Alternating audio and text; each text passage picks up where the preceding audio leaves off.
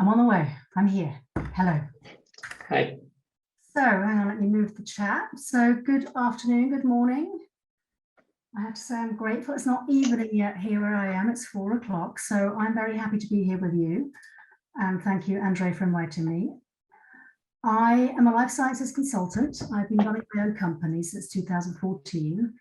And I've been working with biotechs and also large companies on various aspects of business.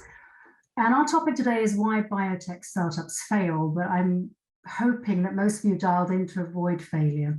So what I want to share with you today is some reasons why they fail, intrinsic and extrinsic factors. And as we were working on this as a team and I was putting my thoughts together, a lot of the factors why companies fail are intrinsic. So there's quite a lot that you can influence yourself. And I'm going to offer up some considerations on things you can influence and ideas on how to mitigate the risks of those that you cannot. So before we start, it's a reality that it's hard to bring a drug to market. Big companies fail at this all the time. They have different reasons why they fail, but it's a reality that it's not easy. And we hope that we'll provide you some input on how to make it happen. So Andre, can you put me to the next slide, please? Thank you. You may be looking at this saying, this is very basic, Isabella, and I'd say, you're right, it is. The basis of success is you need a problem that needs solving. The challenge on that is it needs to be a problem that needs solving, that other people also agree with you needs solving, not just one that you really believe in very strongly. It has to be an idea that you can make into a product. You obviously need a market for it, and you will need investors, backers, funding as well.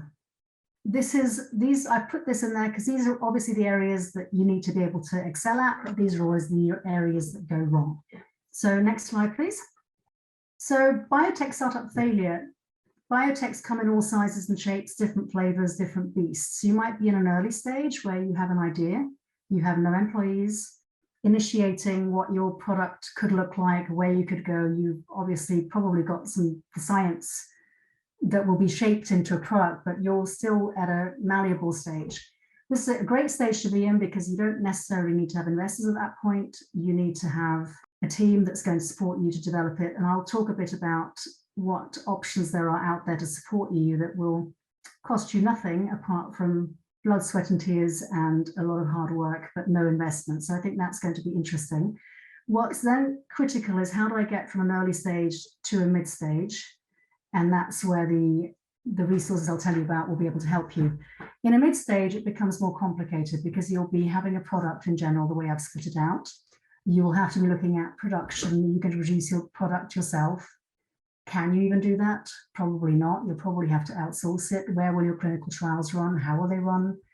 You won't have many employees, but you will have to cover a lot of different skill sets. You'll need to understand clinical trials. You need to understand finance planning, what markets your product's going to go on to ideally. You'll need to be able to inflame your investors to stay on board and support you, and you will also need to understand GXP. Very complicated. Jason will go into that a little bit later. I'm trying to stay high level here. So then again, we've got going to late stage. You'll have a product on the market at that point or close to that. You'll have an established company, ideally. You'll have employees. You'll be moving from an idea to a couple of really enthusiastic people to suddenly having managers and having to do maintenance, and it's no longer task and passion, it's going to be more managing, and that doesn't come easily to all founders. So there are different challenges there, and we're not really going to talk about late stage because that's from what we've seen from participants in our seminar, the interest is more in the early and mid stages, so I'm going to focus there. So could you give me the next slide, please, Andre? Thank you. So I promised you extrinsic and intrinsic factors, and I said that a lot of them are ones that you can influence yourself. So the intrinsic factors that you need to think about is obviously the problem you want to solve, your product, your team. What skill sets do you have? What do you need? What personalities do you have on board? Again, this can be potentially challenging. I've met startup founders where there's somebody who's really, really scientifically focused and technically brilliant. The second individual may be somebody who has vision for the market. And at the beginning, that can work quite well, but depending on whether there's clarity of vision of where you want to go with your product and your company, there is also the potential for disagreement as you go forward. So that's something you just need to keep in mind. It's good to have diverse personalities, but it's good to be aware of where you are, where you're going, and to have open communication. What's your company culture? Another thing that's very important. And having a network or advisory board. I think this is obvious again, if you come from MIT, you have a lab, you're internationally known researcher, you've presented a lot, you know your science, people know you, be able to pull in a whole different amount of support and network in various industries across the world than if you don't have that. So it's important to know who you know and who you know who knows people. I think that's something you can't underestimate. And naturally, financial situation too. If you happen to be sitting on $1 billion somewhere and you can finance yourself, you're in a different situation to realistically everybody else, which is probably 99.9% of people who are starting out a company. So these are things you can influence. The external factors you can influence less well, but you can communicate to them. So how urgent is the problem? Classic example, very recent, COVID. That was not a brilliant problem, but good for the companies that were involved in it. Very urgent problem, high interest on the side of regulators to get something to market, high interest on the side of HCPs, a lot of support from governments. That was a good market to be in, had a product that might address that problem. Risk perception. That's investor risk perception. How risky is the product you're pitching? Do they think realistically that you can bring something to market within a reasonable amount of time? This is a challenge, obviously, depending on what area you're working in. So if you're in Alzheimer trials, for example, the risk perception is realistically very high. If you're doing antibiotics, it's relatively easy to say, does this product work or not? So risk perception is going to be very different depending on what you're in. And then there's also risk perception, which you can influence a certain amount depending on how you communicate, how well you know your product, and risk reality, which is again something slightly different. Potential market size, what's the market for your product? What competitors are out there? Are they true competitors? Is your drug going to be so much better than that? I mean, those are important questions. What startups are in this space? The financial environment, this is a critical one Alexander will talk about after Jason. So we're currently in a challenging financial environment for many different reasons. I'll leave that to Alexander to go into. But that does also influence investor risk appetite. So investor risk appetite 2 years ago was very different to where it is now with inflation and all the other things that are happening. Healthcare systems, again, are they open to the product in your environment? What do the payers look like? And also what culture you're in. So I've talked to various startups who have chosen to go to certain geographical locations because the culture there is more pro-startup, it's more supportive, and there's more appetite for that kind of thing than there is in other cultures. I'm not going to say any geographical locations, but that's, I think, something to consider as well. And the reason there's a little circle in the middle is because this is not static. This changes as you move through your cycle, as your product develops, as your skill sets, as you move from an early stage to a middle stage, you will need different people who can do different things. And so you really have to be aware of what you're going to be looking at and what you need. So just very briefly, if your team hasn't got requisite skill sets, you might not have realistic financial strategy. You might have unprofessional clinical trial design. This is a disaster for your product. It's also an ethical disaster for patients, right? These are people who are involved in trials. They are trusting companies and the HCPs that put them on trials to run ethical trials. So if they're poorly designed, that's a disaster on many different levels. If you don't understand regulatory authority requirements, you have a challenge. And if you don't understand market access considerations, again, you may end up having a product, but you won't know how to place that on the market, at which point you won't have any sales, so you end up in a fail line again. So I'm going to give you one example of a hiring company that I was engaged with for a while, and they were looking to hire me at the time. It's a long time ago. They were looking to hire me, and they said, we're looking for somebody to work on Saudi Arabian markets, North African markets. We would like somebody who can do regulatory affairs, commercial sales, train the sales force, but also do medical communications. And I remember sitting there saying that there is no way one individual can do all these different things to the level that you need it at, but also I'm not sure, and I'm very much equal opportunity, but I said, I'm not sure that I have the the profile that you need to really access Saudi Arabian and North African markets. I don't have the language skills either. So I think it's very important to think about where are you going, what do you want to do, who do you need to reach, who do you need to hire to reach those people. So before you start, this is very simple and very easy to do and actually a lot of fun. So intrinsic factors, what are your strengths? What do you do better than competitors? What's your USP? I mentioned the excellent MIT team before. What are your weaknesses? Where are you challenged? And this just might be headcount, resource, knowledge. I think one of the challenges you might face too is that you don't know what you don't know. There's a lot of complexity from getting a product to market. For example, I mentioned market access before. A market access friend of mine told me once, people misunderstand market access. They think it is having a product reimbursed in a market, but actually market access is having the product reimbursed, prescribed, and used as prescribed by patients. Because ultimately only that is going to get sales, market share, and increase your footprint. And in order to do that, you need to be able to access markets. So the weaknesses are personnel, knowledge, could be anything. And it's important to do that, to do a gap analysis on where you might need help. Opportunities, I mentioned the pandemic before. In the current market, as said, investors are maybe a bit head shy. However, it's a risky investment environment anyway, so healthcare will always be needed. So depending on what you're pitching, you might actually be in a relatively good space compared to some other industries. Threats, competitor activity, changing technologies. And this is another one. If you've been developing your technology for the last 20 years, you don't usually just pop up with an idea, right? You've been developing it and you think now's the time. How has technology moved on? How have competitors moved on? Are you still competitive? Is your product still competitive? And you need to do that iteratively. So again, the SWOT analysis is good to start with. You do that iteratively to make sure that you're always on top of moving bits because things are moving all the time. I'm looking at time here. I think I'm sort of on time. So there's an image there of I don't know, parachuter. Anyway, somebody in the sky. The reason I'm sharing this is because it's important to understand your stakeholders. And I talked to a patient advocate once who has rheumatoid arthritis. And I asked her, how do you feel about the way these products are pitched to patients or to HCPs? She said to me as well, I always get these wonderful images of what I could be skydiving, but actually I'm really grateful if I can pull up my pants in the morning.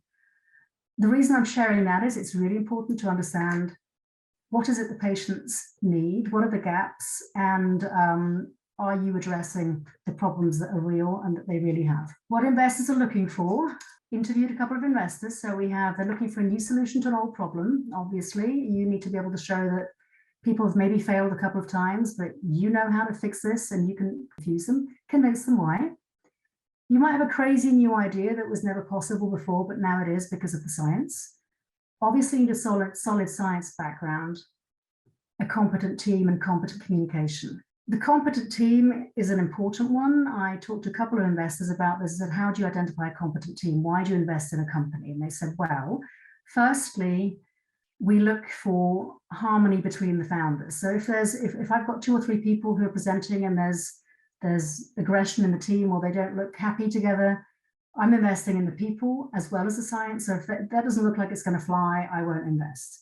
The second thing I was told was that if I'm investing in a company, I want to make sure that they don't only have a super scientific skill set, so Professor X and Professor Y. I want to know that they have the operational capabilities to bring this product to market and to success. One example somebody told me was he was talking to a biotech startup and he was asking them how they're going to run operations and manage their projects.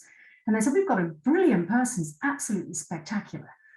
And so my colleague, who's a venture capitalist, said, well, what is this person's background? What do they do? And how much experience do they have? And the biotech startup CEO was sort of dodging this question. At some point, he said, he's a physicist. He's very smart. And my friend said, it's great that he's smart, but I'd like him to actually have demonstrable experience in doing this before. So I think that's something to think about. Smart is great, but smart plus skill set demonstrated already is also important.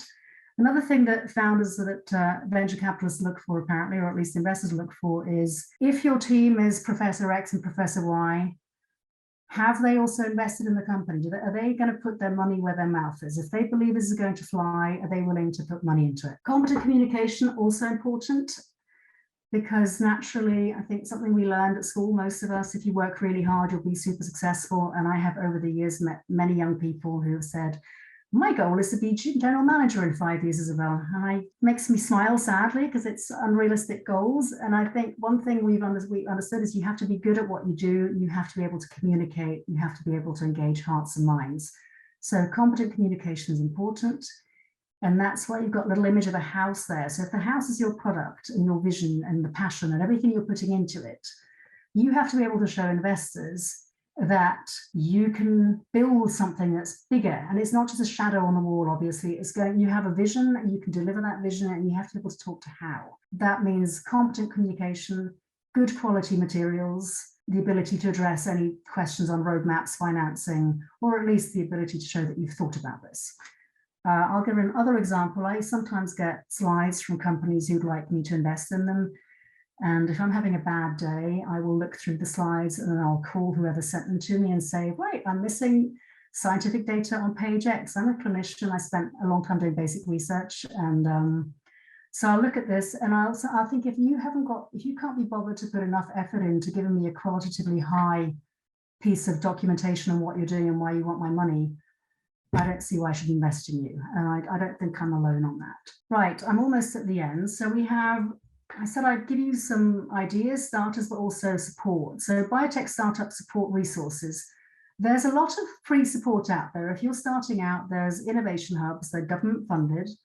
I mentor on one of them in Switzerland. So you can apply with a business idea or a product. You are provided with the tools and knowledge you need to launch and grow a successful company. And with your mentors, you will work on pitching your product, developing your product, and then you also get the opportunity to stand on stage at a day where there's 200-300 people who attend. They could be from pharma, they could be investors, and you get the opportunity to pitch your product and in a workshop pick people's brains on what you need to focus on. It's a really good exercise. I said it's blood, sweat and tears, but there's no money involved for you, so that's, I think, a really good thing to do.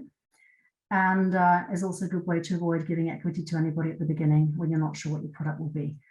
Also, regulatory authorities, there are resources available to you on the EMA and FDA websites, and they're also often available to engage at early stage of your trial development.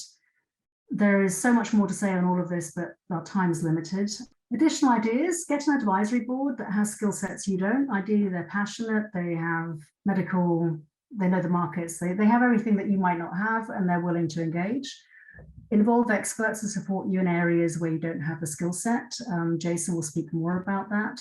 You can hire in, or you can engage for short periods of time. Ideally, plan out when you're going to need what skill set. That's really, really important, because when you're going to market, you need to have already prepared the market. So you have to plan all of this meticulously.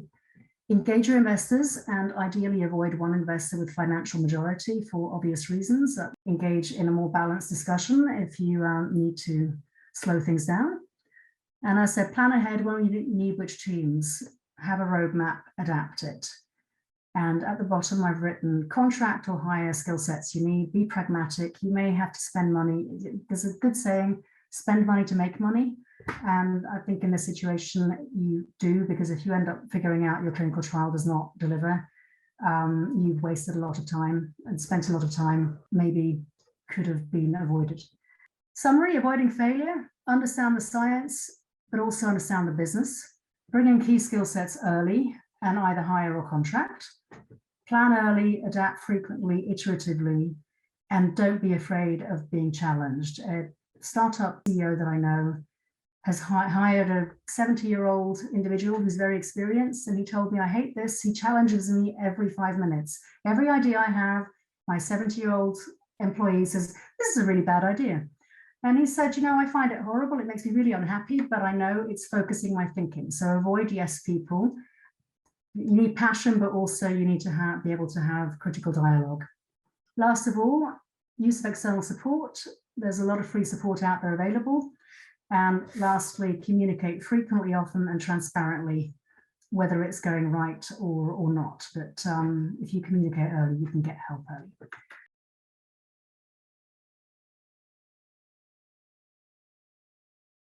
So I'm Jason Marks, and following on from Isabel's presentation, I thought I'd go into a little bit more detail on what I've seen in 25 years or so in this industry, perhaps giving you some examples of the challenges, the delays, the unforeseen costs that some biotechs have faced, but also some of the opportunities, maybe the good practices that I've seen from other biotechs who will have been in the same place as many find themselves on the call today.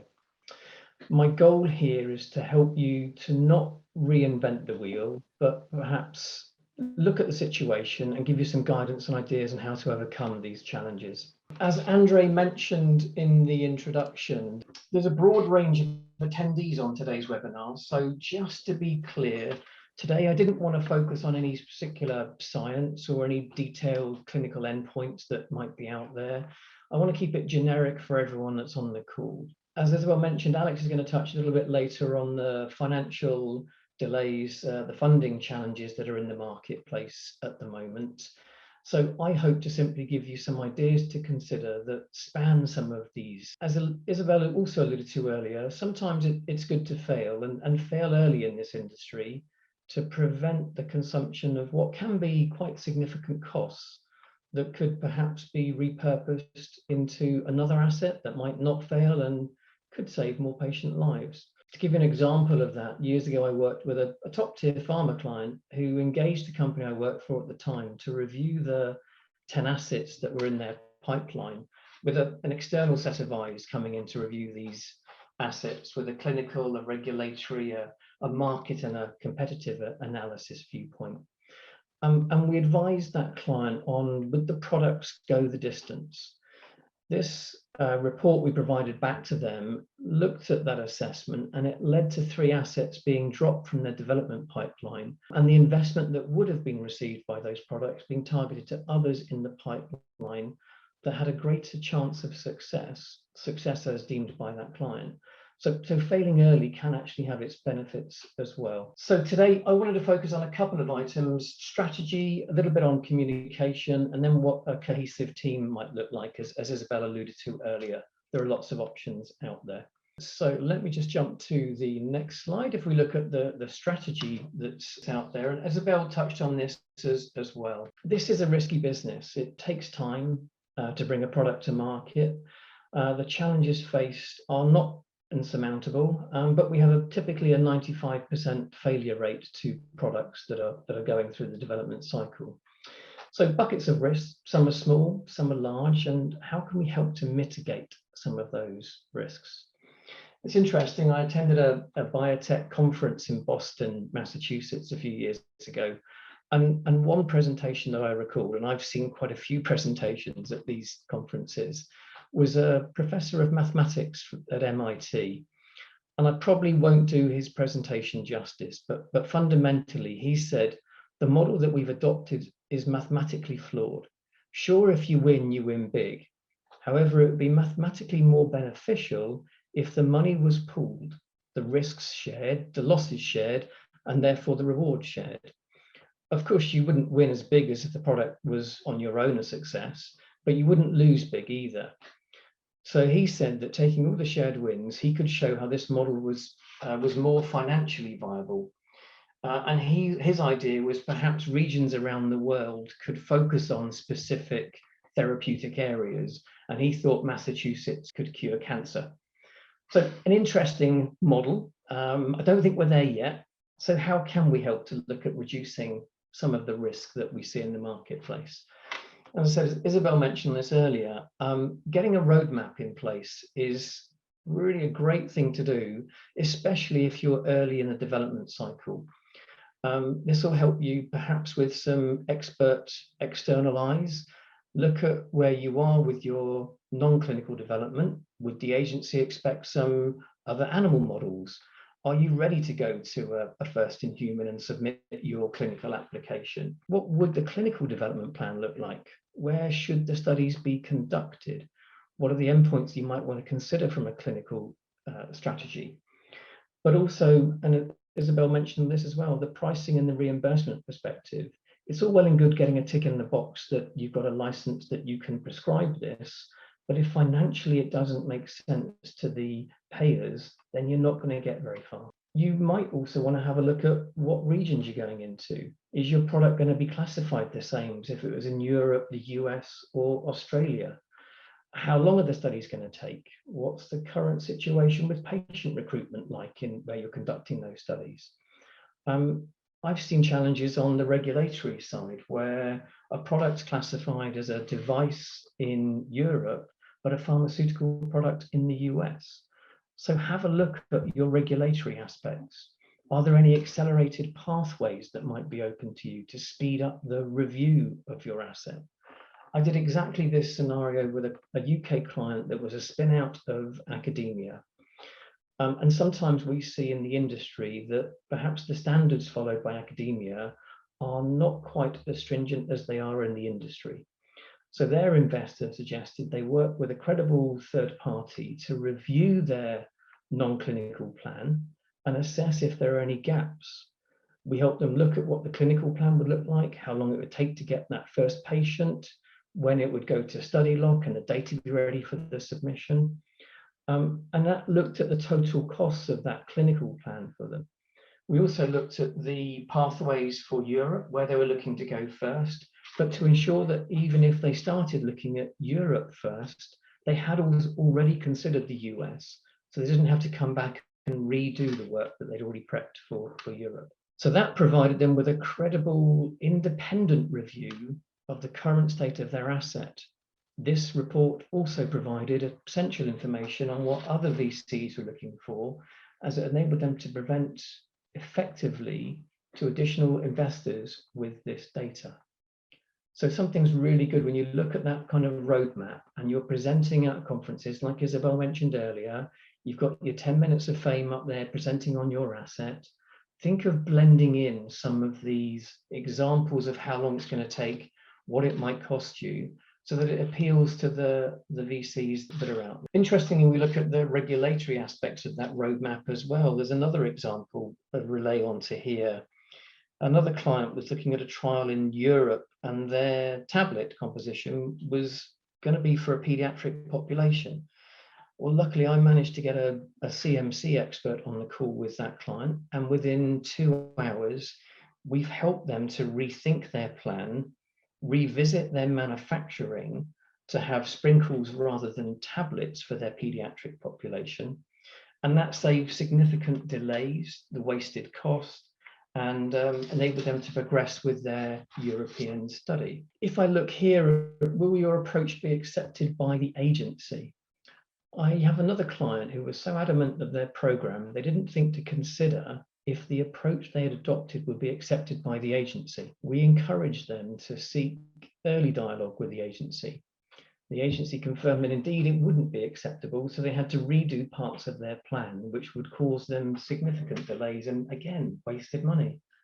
The reason I'm saying this is that the agencies out there, whether it be the European agencies, the UK, the US, they're really keen to have early dialogue with you, to take advantage of this if you can, as it will really help you to progress your strategy quite quickly. I've got a bullet here that says US market requires data to CDISC standards. That's something that you need to think about, but don't go into detail on it. The CDISC stands for the Clinical Data Interchange Standards Consortium. Bit of a mouthful, but these are standards that have been adopted to help provide a faster review at the FDA of your non-clinical, but also your clinical data. So if your data that you're getting out of your trials doesn't comply with these standards, if your CRO hasn't captured them to these standards, and we see that time and time again, then you have a potential for a refusal to file, and you won't get accepted until your data has been corrected. So have a look at your contracts that you've got with your CROs. If you're running preclinical studies and it says CDISC send like, if it says like, it's not CDISC send. So you're still going to have to spend time correcting that data. And the same is true of other standards in the clinical side. But hopefully that gives you an idea about what to look for. have a look at your contracts. If you don't have that data that's fixed, there are independent specialist consultancies out there who can fix that for you. I worked with one back in February of this year. That client had 11 animal studies coming out from their CRO, and that data wasn't ready for the submission. So they came to my team and we fixed that data. It took 6-8 weeks to fix it, but because their data wasn't ready, it had to be corrected before they were allowed to get to an investigative new drug in the US. So just be aware of that. Look at your study. If it started after the 17th of February 2017, you're going to need to fix it. Look at your documents and your publishing. Ensure that when you're authoring content ready for your submissions, it's authored to a level that's applicable to the standards that are required.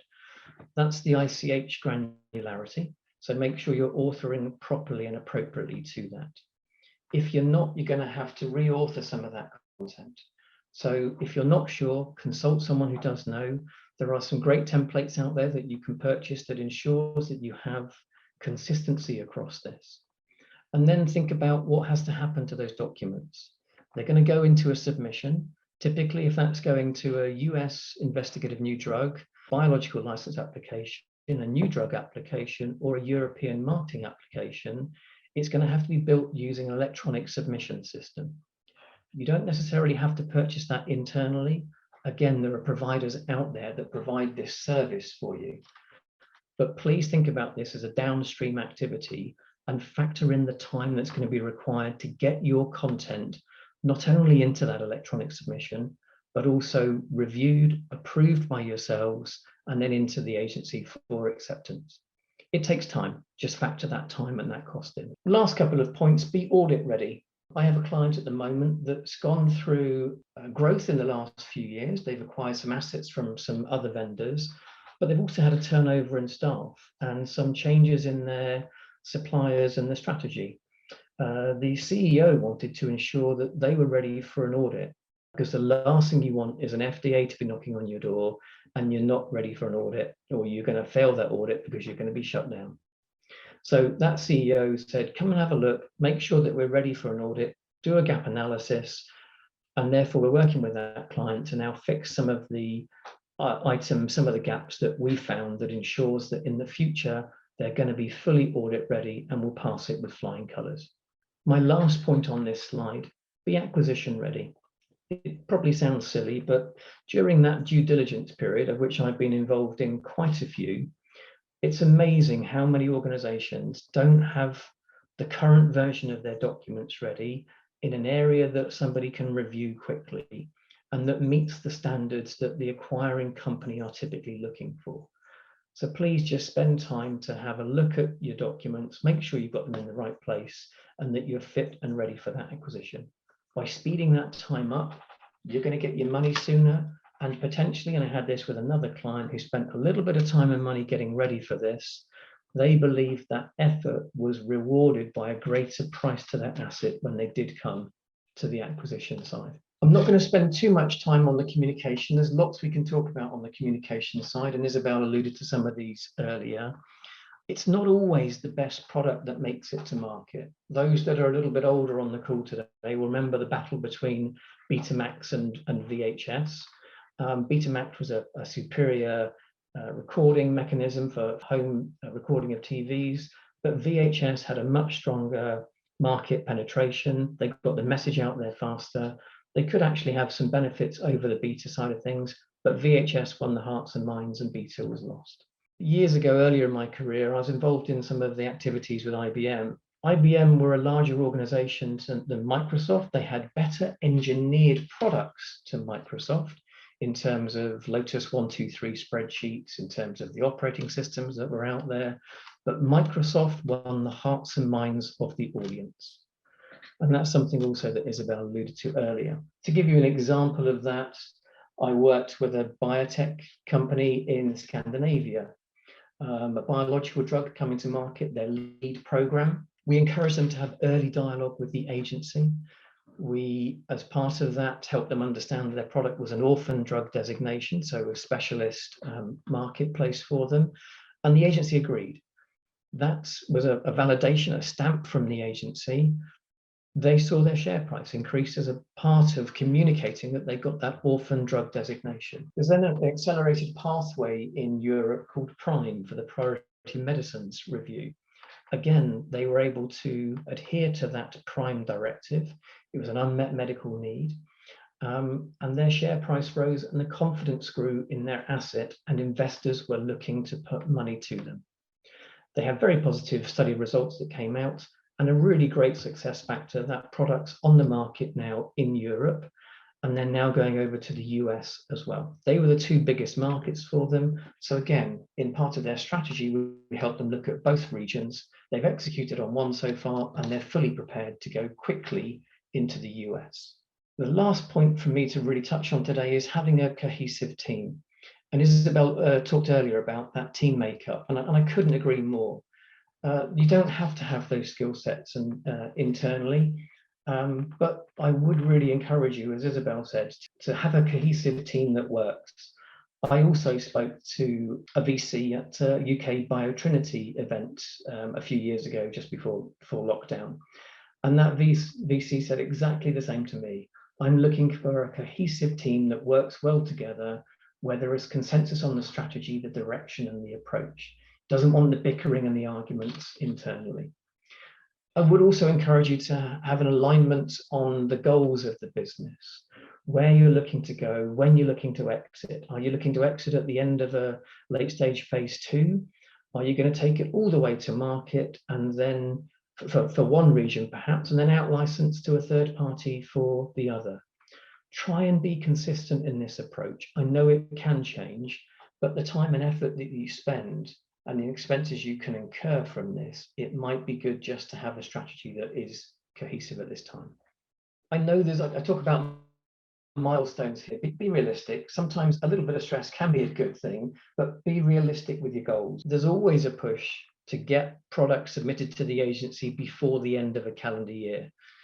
Do consider the workload of your team, and perhaps consider augmenting them with some maybe external additional resource that can help with this. It can be a very, very stressful time if you've put a stake in the ground and said it's got to be in by December. Respect expertise. There's a great quote from Steve Jobs here. It says, it doesn't make sense to hire smart people and tell them what to do. We hire smart people so they can tell us what to do. I had a client who didn't agree with a highly experienced ex-EMA agency assessor, and what that assessor was advising them about what the agency would actually be looking for. So that client was rather overly defensive on their product, and perhaps could have actually said, well, why do you think it's not going to work? What do you think they're looking for, and what would you recommend? So think about the expertise that you bring in and how they can actually help. And as Isabel mentioned earlier, and I completely agree, you don't have to recruit people internally for this. They don't have to be full-time employees. There's a great pool of experts in the industry that are available for you. Independent consultants, small consulting houses. They have a great deal of expertise. They're involved in lots of submission activities coming through, bringing their different clients' assets through. So really consider on whether a part-time, a contractor, or a specialist supplier could be a better fit for you building your team. So in summary, have a well thought out roadmap, utilize the expertise of the personnel in the industry, be prepared for the costs and the challenges that might happen, and those timelines. Think about what happens downstream activities to ensure you can meet those timelines. And don't forget, if you get successes, whatever size they are, communicate those out to the industry. It will win hearts and minds. That's it from me. If you've got any other questions, my contact details are here. Thank you for your time today. Thank you for listening to us today. I'll hand back to...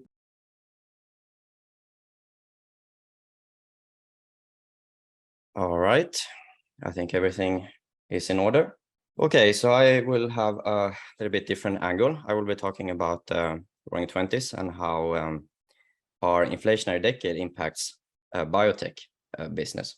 I think Tavi Costa summed up the current economic environment pretty well when he said it's a trifecta of macro imbalances. And what he meant by this is that we have record high government debt to GDP, similar to the post-war 1940s. We have resource-driven inflationary crisis environment comparable to 1970s. And we've also had an excessive stock market valuation similar to the 90s and maybe 2000.com bubble brings back the most strongest associations. And these kind of macro imbalances that we have, they have been decades in the making, but it sure feels like they are finally coming to a head. And I think the consequences will affect the economy overall and obviously our industry as well. So in my talk, I want to present this case and some thoughts about inflation and deflation, and also how you maybe can prepare yourself for the storm that I think is soon upon us. Firstly, let me just say that I am Alexander Lagman, and I have worked over a decade with Lifescience business management, helping innovation program companies create new commercial application and to execute the progress on the management side. And I'm currently working as a business development manager at Helsinki Innovation Services, supporting different innovation programs and startups affiliated to the University of Helsinki. And as a business consultant, I've been involved in many projects, mainly providing support related to business development, stakeholder engagement, sales strategy and communications, everything from how to target your customers to develop communication material, intellectual property management, operations management, and fundraising activities. And if you would like to read more about my profile in particular, you can go to lagerman.org. So to the topic at hand, the basic definitions, inflation is obviously when you have an increase in prices and decline of purchasing power of money over time. And deflation is the decrease of prices and increase of purchasing power of money over time. And most international bankers have an inflation target of 2%. And this is because it encourages lending, and it also increases consumption, which is good for banks. And it also, most economists argue that this is good for the economy. So how can we understand inflation? Well, just like market price is determined by supply and demand, similarly, inflation is determined by cost push and demand pull in the economy. So with this simple model, we can break down how inflation is expected to behave in the economy. And I should also say that cost push inflation occurs when overall prices increase due to increases in cost of raw materials and labor, while demand pull inflation occurs when demand surpasses supply. So you get higher prices as a result. So if we look at the causes of inflation that we currently have, there are a couple of factors that I would like to highlight to build my case. On the cost push side, we have the COVID lockdowns, we have a deglobalization trend, we have an energy crisis. On the demand pull side, we have so-called money printing, we have deficit spending by governments, and we have reckless lending. I argue that these factors will take years to sort out, and therefore we can expect an inflationary decade. So I will comment on these factors real quickly. Firstly, we've had the COVID lockdowns. And if you force the societies to close down, it will disrupt the economy. Obviously, with this massive supply chain problems we had, it's largely due to these lockdowns. And lots of businesses in the real economy has been forced to close down or at least scale down their business. So this has resulted in lower productivity overall in the economy, meaning fewer products and services in the real economy. And this leads to cost push inflation. Then we have arguably a new deglobalization trend due to breakdown of international trust. And I have three examples to highlight this, what I think is a new trend. We had American protectionism illustrated by Trump's slogan, America First.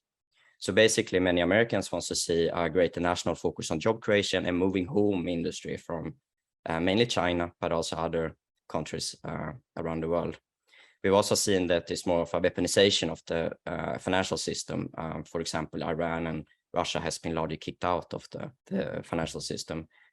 And then the second example is Brexit, which I think is another good example of breakdown of trust between nations. And finally, I have to say that war is the ultimate example of breakdown of international trust. And of course, what's going on in Ukraine is simply devastating for international trust, to say the least. And in all related to the topic of inflation, this creates a cost push inflation. And then we have also an energy crisis that's been decade in making due to underinvestments in energy and commodities, despite Europe needing more energy than ever, and despite last winter being pretty bad. We have been falling behind in investments in the energy sector. And on top of that, we've also been closing down nuclear power at a very unfortunate timing. As a result of these policies, regardless of what we think of, it will, by the very least, make energy more expensive, and this will create strong cost push inflation throughout all sectors of the economy. All right, then on the demand side, we have so-called money printing. Milton Friedman once said that inflation is always and everywhere a monetary phenomenon. And what he meant by this is the amount of currency units that are in a system is controlled by the international banks. So inflation is very much controlled by their monetary policies.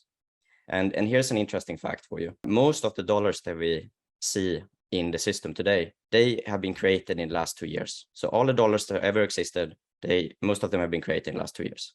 So if you pump trillions upon trillions of currency units into a system, this creates an artificial demand of stuff, which creates this kind of demand pull inflation. So simply speaking, it's a monetary phenomenon. And then we have deficit spending. This is a similar logic as the so-called money printing. So instead of having politicians that are increasing the productivity of society, so we get more goods and services going around, we have a very deep deficit spending, a trend toward that. So they're spending money on credit on less stuff. So again, if you have low supply and then high artificial demand, you get inflation. And as an example here, I have a graph showing the balance sheet of the European Central Bank. And as you can see, it has expanded significantly in the last few years, almost going parabolic. And in Europe, we have this absurd situation where our central bank is buying government bonds from PIGS countries in Southern Europe so they can spend money that we don't have. And this debases the value of the euro and creates demand pull inflation for us all. And then finally, would argue is reckless lending due to artificially low rates on credit. Money, the cost of capital has been very cheap. It's been very cheap to borrow money. So as a result, many people are over leveraged. Many biotech companies have been over leveraged, companies in general, people over leveraged when buying houses and other assets. So this has created speculation bubbles similar to the dot-com bubble we saw. And we have seen in the biotech stocks, in the biotech industry, how our stocks have gone down in valuation significantly. And I have to say, it definitely feels like we are hitting some kind of debt wall. But we will see, history is still unfolding here, but probably we are in a turning point when it comes to cheap credit. All right, so what can we expect going forward? Looking at the people who control our monetary policies, I would argue that the international bankers have implemented quite reckless monetary policies, and they are now fast pushing us to a recession. So the economy was already overheating in the end of 2020 and definitely in 21, and inflation was way too high. So they should have raised interest rate to slow down the overheating of the financial system, but they didn't. Instead, they said that inflation was transitory. And even though the factors for inflation were obvious and long-term, as I tried to outline in this short talk, they still ignored all the warning signs and started raising the interest rate now way too late. And I think they are raising the interest rate at the worst possible timing when we have an economic slowdown. And raising interest rate into an economic downturn is a really bad idea. Now, for example, Jerome Powell, who's the chairman for the Federal Reserve, he said that he thinks he can do this and deliver, bring down the economy in a soft landing, as they call it, without creating a recession. But considering how late he is in raising the rates and the damage we already see in the economy, I don't think there's any chance that we will get a soft landing. Instead, they will destroy demand in the economy, and we will have economic downturn, and it's going to be pretty rough, I think.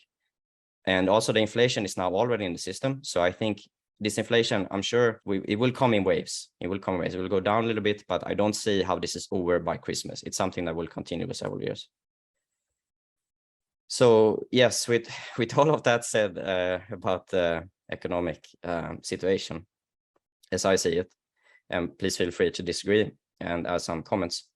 But how does it impact the biotech industry? So I think firstly, what we're already seeing is a change in investor sentiment.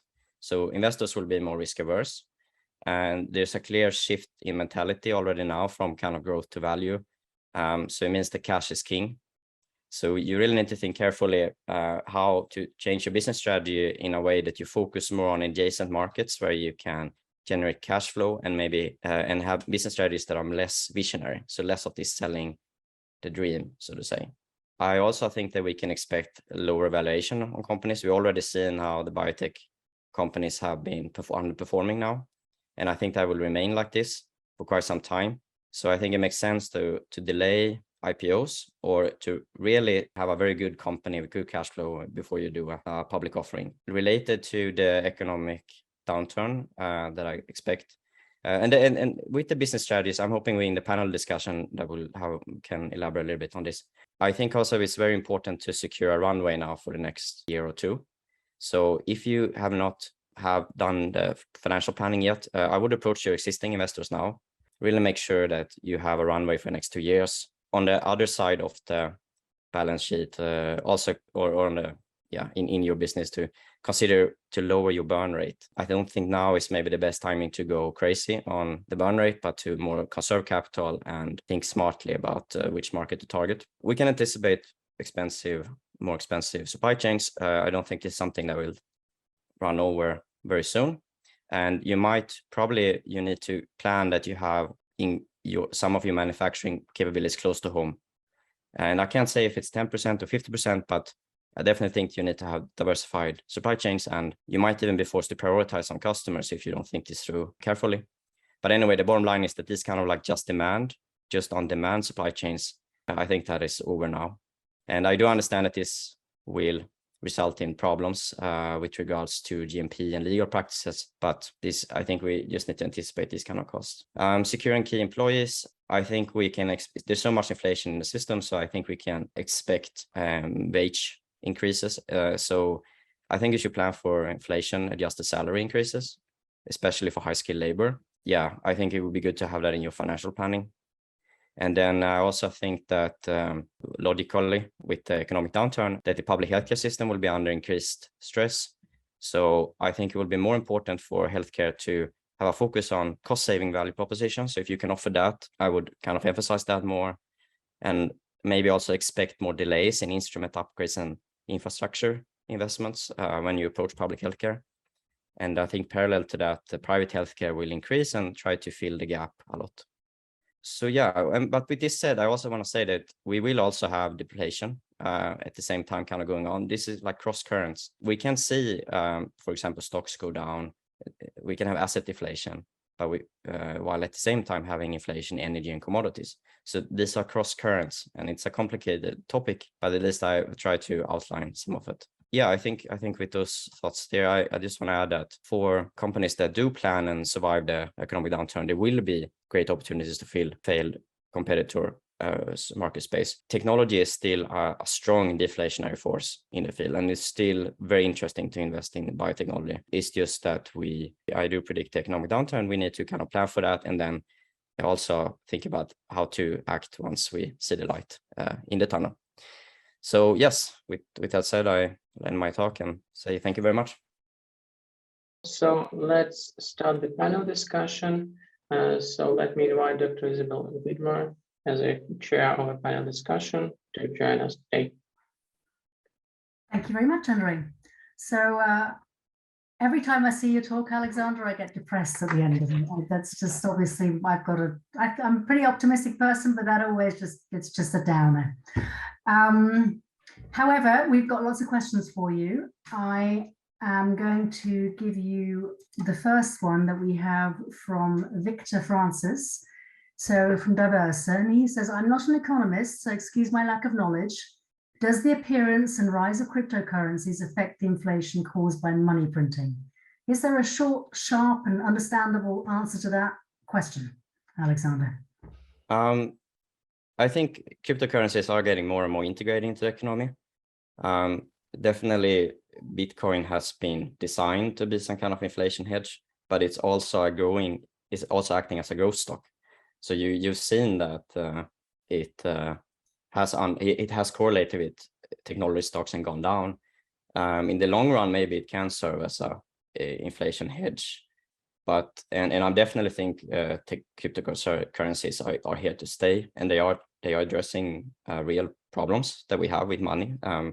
So in that sense, but yeah, it's a big topic in itself. I hope that was at least some input. I have the feeling we probably need another 5 hours on this topic to Yeah. really get to the bottom of it. So I'm going to thank you now, Alexander, and Victor, you can contact Alexander directly if you have additional questions. I'm going to go to Jason. Jason, a question for you. I'm a small biotech.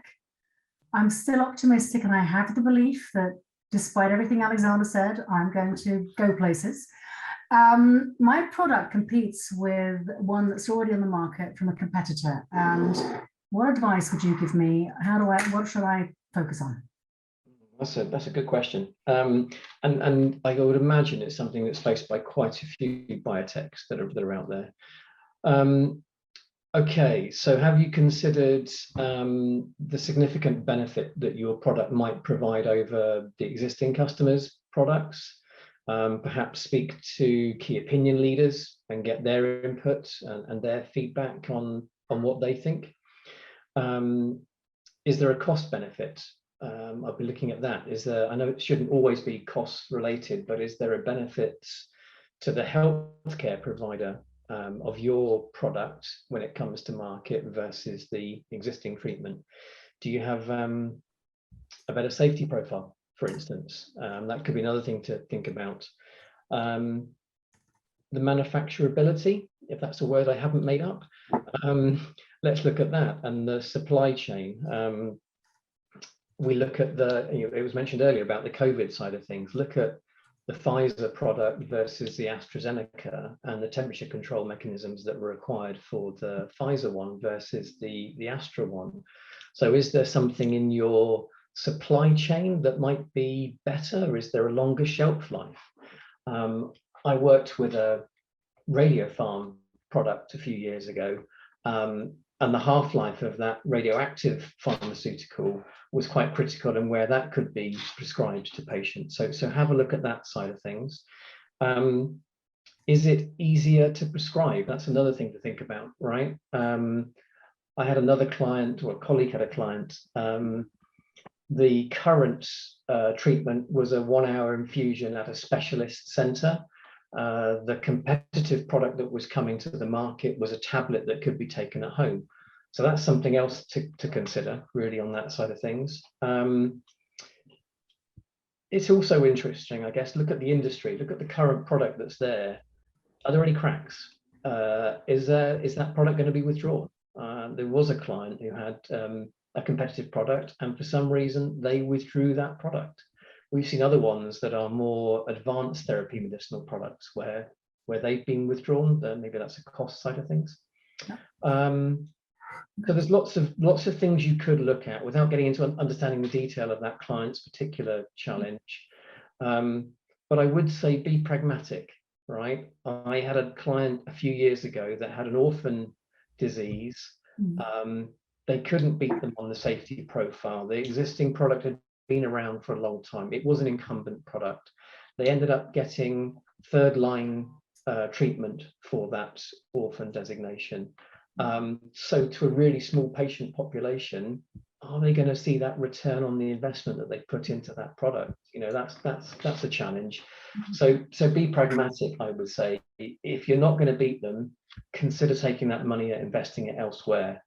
I'm aware, Isabel, it's not always about the money side of things, right? There are philanthropic reasons why some people want to take their products to market, but consider some of those things and perhaps take like I said earlier, if they'd looked earlier at the roadmap and perhaps looked at what was coming in the future, maybe that would have been identified. But that's the advice I would say. Look at that safety profile and everything else. Yeah, so that's all. Be pragmatic is easier said than done. I think there's one of those, but having been in a research setting for a number of years, I used to wake up every morning thinking, today is the day that I do the experiment that will be my science paper. And I never got a science paper, but my belief in what I was doing was really strong. So I think there is pragmatism and passion. They're sometimes not always hand in hand. I think there's a challenge. On the market, talk to key opinion leader side, I have an example. I did some market research. I think this is really important. Who are you talking to? And what are they telling you? Because depending on who they talk to, they will tell you something different. I've had sales reps tell me, I've talked to customers and they say, oh, I really like you, Sally. I don't want to make you unhappy, so I'm going to tell you what you want to hear. And that there's a risk there. You might have that kind of interaction as a risk. I've seen that too. I did market research for a client, and I was talking to the companies that provide competitive products. And I asked the companies who provide competitive products, what are physicians asking you? The company also hired a market research company, and the market research teams talked to the HCPs. So the market research team said to Dr. Smith, do you understand this innovative, really complex new technology? Now, I'm a physician, we don't like to say we don't know. So Dr. Smith said, absolutely, totally understand it, not a problem, totally fine. The market research company is not researchers, they're not physicians, they can't ask complex questions to trick somebody up.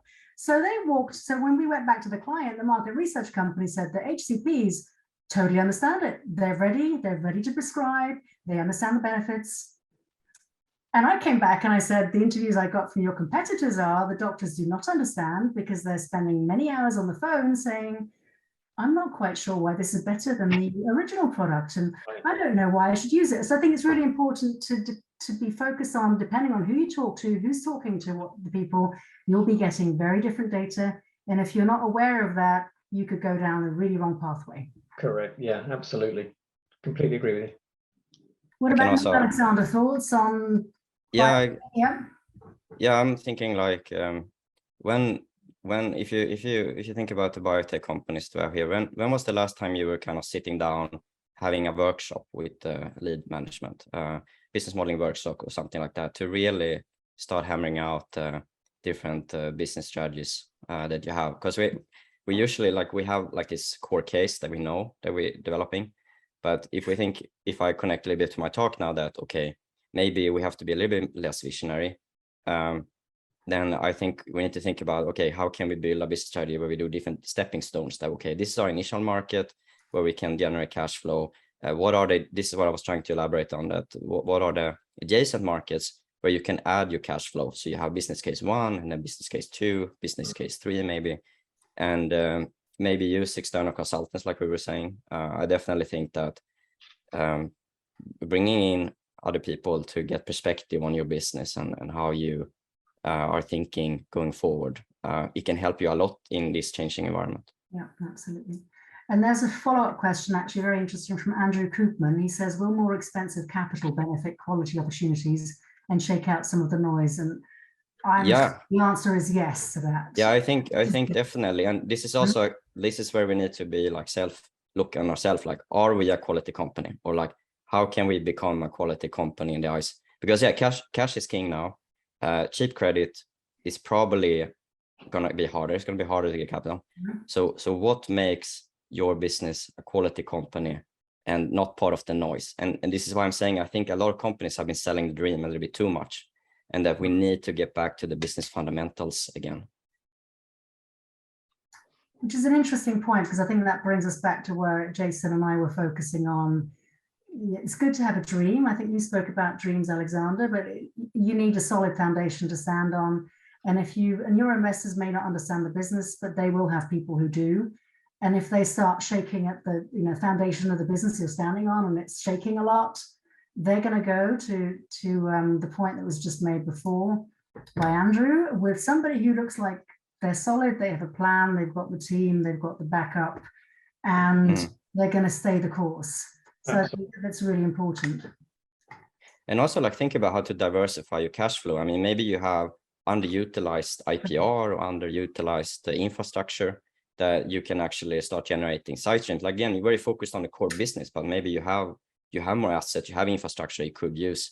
I think we've discussed before, like a simple thing that, okay, can you rent out your lab if you have that access capacity, or vice versa? Is it so that small biotechs can maybe pool infrastructure?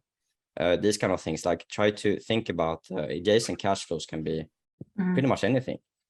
And that's an example I had previously, where there was a client in the UK who had an advanced therapy medicinal product coming through, had a large lab and manufacturing space, and whilst they had their own assets coming through the development cycle, they were able to seek revenue from contracting out as a perhaps contract manufacturer to other advanced medicinal products. So exactly like you say, Alex, two streams going on there, one helping to fund the other. Yeah. And that, I think, speaks a little bit, Jason, to the presenter you talked about at your conference that says the old models don't really work. Maybe also thinking of pooling resources. There's a lot of pooling resources now anyway. Yeah. It is worth thinking, do I need to have millions of dollars worth of equipment? Maybe I can, if I'm not at a university or I don't have access to university materials, can I maybe share things? I think there's a lot to be said for considering. Yeah, Rent versus buy. Yeah. I think another aspect I can add is also this changing economic environment, which I'm pretty certain will happen. Yeah. It also means that your customers' thinking will change, and the consumer will change. Maybe they will be like I was saying, that I think in the public healthcare, for example, that they will maybe delay infrastructure investments and delay instrument upgrades. And maybe you need to revisit your customers again now and kind of get their feedback and say like, okay, how are they reasoning now? What do they really need? And has this changed the value proposition? And do we need to adjust our products to kind of fit that new customer profile that they have? So, again, reaching out to the customers, doing quality interviews and these kind of things, I think this can be very valuable. That's a really interesting point you just made, Alexander, and Jason, you made it too. You said, look at the cost benefit of the HCPs, for example. I have a historical example where we would work with the HCPs and there was an oral drug formulation, which was great for the patients. And there was an IV formulation, which was great for the doctors, because the doctors had a nurse and they had a seat and they made more money with the IV than they did with the oral. And so even though your product might be better and cheaper, the doctors may not be prescribing it because it's not beneficial. And so it's really, really important to understand who's influencing the prescription. Absolutely. Is it the payer? Does the doctor have to say, I've provided this and the reason is there's 50,000 reasons why this is better for my patient? Or will the payer say, I don't care, I can treat more patients with the oral, so I'm not going to reimburse this? So it's really important to understand which piece of the system are you influencing when you're trying to figure out who will be paying. And that might be different depending on where you are. South America, a lot of patients pay their own products. A lot of it is private payer driven.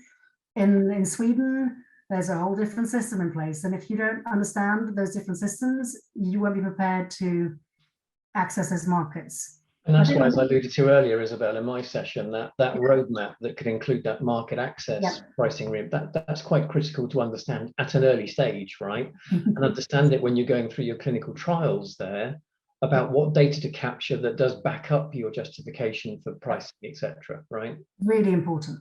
And all it used to be forgotten. I mean, now you can't survive without it, but it's critical. And again, it's a very specialized, there's whole departments in companies that do only those calculations, right? So getting access to somebody who can do that and give you input is really important. Yes. We're probably about out of time. We still have 42 people online though, so. Are there any more questions from the delegates coming through? I think we've answered the last one. I think that's live for open public there. We've answered that one. Yeah, we have. Attendees, if you've got any other questions you'd like to ask us as panelists? Yes, please submit some questions. We're happy to stay a few more minutes if there's interest. And if not, if you want to put questions through, we can always answer them afterwards and reply to you after. Yeah. I do have one for you, Alexander, which was, I never have a biotech startup, but I've always got lots of ideas. So you said there'll be fewer IPOs. And you said the good thing is hold off on your IPO as long as you're cash strong, which sounds great. But how do I stay cash strong in the current situation as you've outlined it? Or how do I make myself cash strong? Yeah, this is the challenge. And I mean, I'm not gonna lie.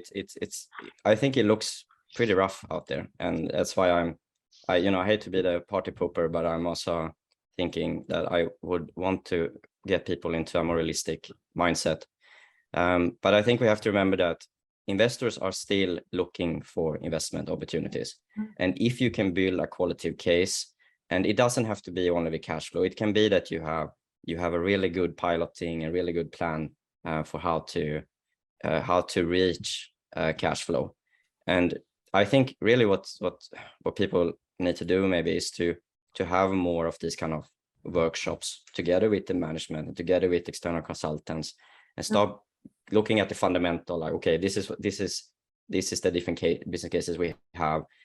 You mentioned with the customers before, that sketching out the different kind of customer profiles. How do we think that we can approach the customer at this stage? And this is there are a lot of us that do work with these kind of things, and I think it is now is a very good time to revisit the fundamental and kind of rethink how you build your case from the bottom up, and really focus on what makes a qualitative business. But yeah, it's super challenging. I understand, and I think the capital, it might also be a temporary thing. That okay, right now everyone are holding a lot of cash. Investors are kind of waiting and seeing how the economy develops, and that will probably change, later in 23, maybe toward in a year or so, when we see how the economy is kind of dissolving, and maybe some of these issues can be resolved. Like maybe we can finally get a peace in Ukraine. Maybe the supply chain problems can resolve themselves a little bit, and maybe the energy sector can, like when we start getting some positive momentum again, we will clarify as well how we can. The investors will come back. Yeah, I think one challenge too, as far as I can see, is that venture capitalists have been getting good return on investment for the last, I don't know, a long time.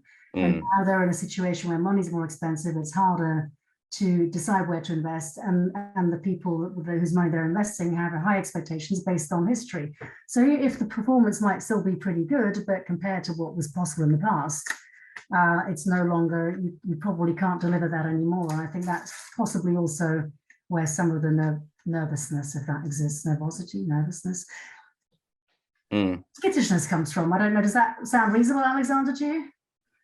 Yes, it does sound reasonable. And it's a reasonable question to you, that is. I didn't want you to say no, Isabel. That sounds unreasonable, so thank you. Okay, I think we're at the end of time, are we, Andrew? Yes, thank you so much, guys. Thank you, Alexander, Jason, Isabel, for joining us today. You did a great job. Thank you for your time. So this is an information for our attendees. Our next webinar is planned to the end of October. It will be devoted much to funding and how to make like closing funding round in time. And also thank you, dear attendees. Thank you very much for joining us today. I hope all the info shared today will be useful.